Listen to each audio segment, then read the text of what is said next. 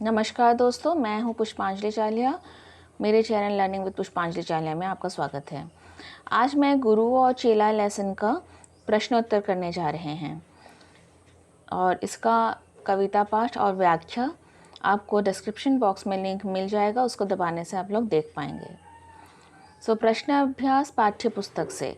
उससे पहले मैं एक बात कहूँगी कि आप लोगों ने अगर मेरे चैनल को सब्सक्राइब नहीं किया है तो ज़रूर कर लीजिएगा। तो चलिए अभी वीडियो को स्टार्ट करते हैं। टके की बात। प्रश्न 1। टका पुराने ज़माने का सिक्का था। पुराने ज़माने में सिक्का को टका कहते थे। अगर आजकल सब चीज़ें 1 रुपया किलो मिलने लगे तो उससे किस तरह के फ़ायदे और नुकसान होंगे? फ़ायदे तो कस्टमर का किसी का होगा, लेकिन नुकसान भी बहुत होगा। फ़ायदा जैसे कि गरीबों को भी सब चीज़ें खरीदने का मौका मिलेगा। अमीर गरीब का भेद खत्म हो जाएगा। नुकसान, बाज़ार मंदा पड़ता जाएगा। देश की अर्थव्यवस्था लचर हो जाएगी, बिल्कुल बेकार हो जाएगी अर्थव्यवस्था। प्रश्न 2। भारत में कोई चीज़ खरीदने बेचने के लिए रुपये का इस्तेमाल होता है और बांग्लादेश में टके का। रुपया और टका क्रमशः भारत और बांग्लादेश की मुद्राएं हैं। नीचे लिखे देशों की मुद्राएं कौन सी है? सऊदी अरब की दिनार, जापान की येन, फ्रांस की यूरो, इटली की भी यूरो, इंग्लैंड की पाउंड। कविता की कहानी।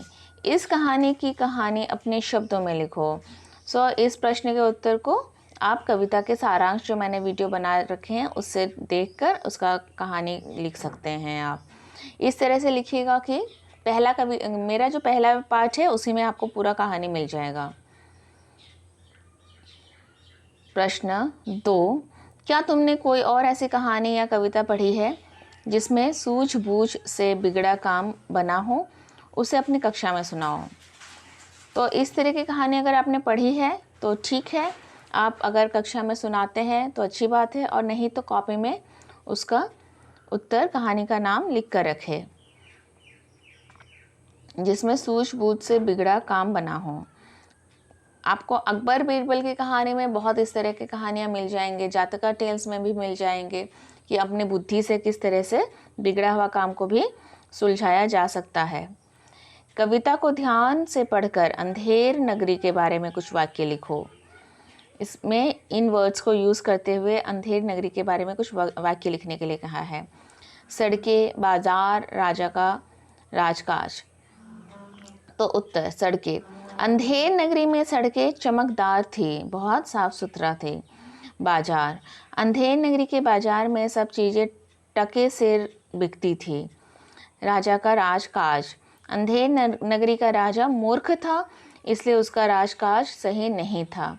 प्रजा बहुत दुखी रहती थी, ऐसे राजा से मुक्ति चाहती थी। क्या ऐसे देश को अंधेर नगरी कहना ठीक है? अपने उत्तर का कारण भी बताओ। हाँ, ऐसे देश को ही तो अंधेर नगरी कहते हैं, क्योंकि इस नगरी का राजा निहायत मूर्ख था। उसे यह भी पता नहीं था कि सही क्या है और गलत क्या है, किसे सजा चाहिए, किसे शाबाशी। उसके राज में प्रजा काफ़ी दुखी रहती थी, उससे मुक्ति चाहती थी। कविता की बात।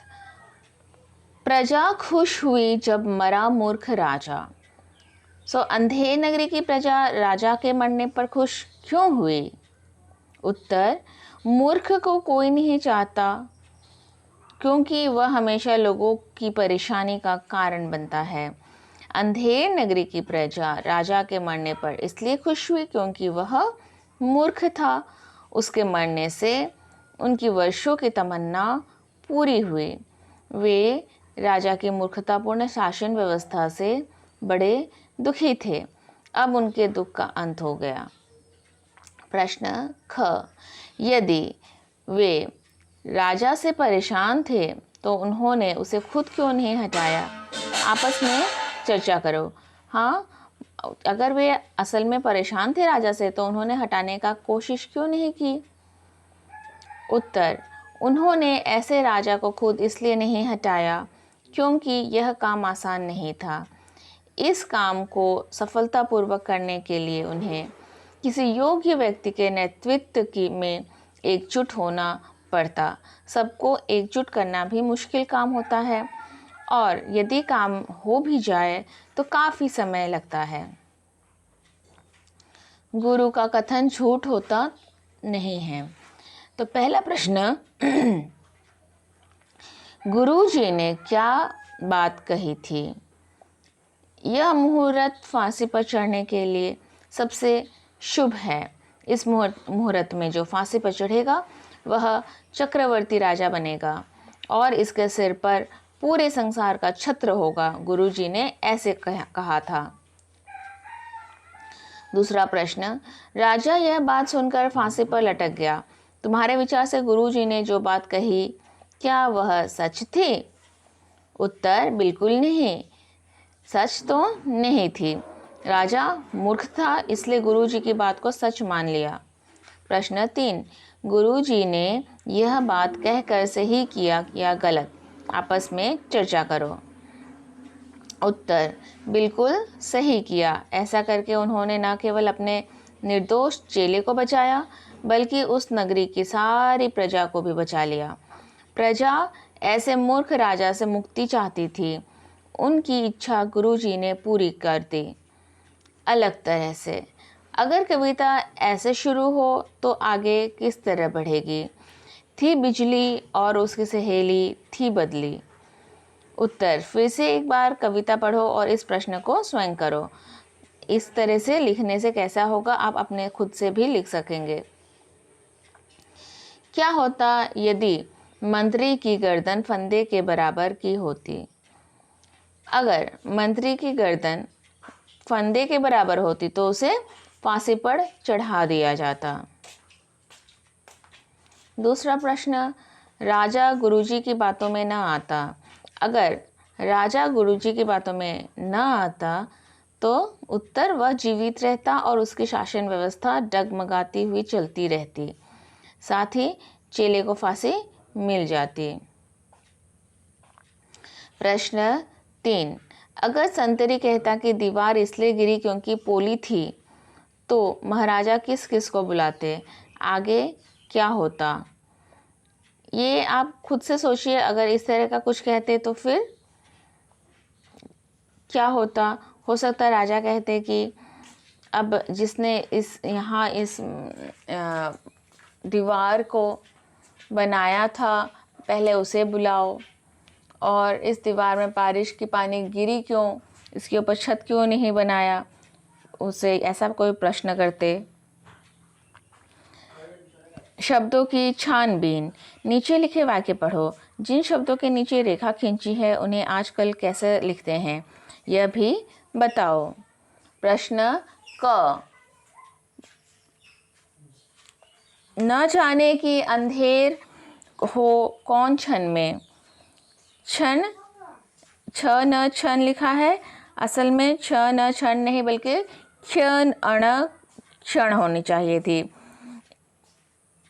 भग, भग को भाग होना चाहिए था। घनी, घनी यानी गहरी गहरी भी लिख सकते हैं। वीरानी, पराई। मुहूर्त, मुहूर्त। चमाचम थी सड़कें, इस पंक्ति में चमाचम शब्द आया है। नीचे लिखे शब्दों को पढ़ो और दिए गए वाक्यों में ये शब्द भरो। पटापट, चकाचक, फटाफट, चटाचट, झकाझक, खटाखट, चटपट। आंधी के कारण पेड़ से पटापट फल गिर रहे हैं। हंसा अपना सारा काम फटाफट कर लेती है। आज रहमान ने झकाझक सफ़ेद कुर्ता पजामा पहना है।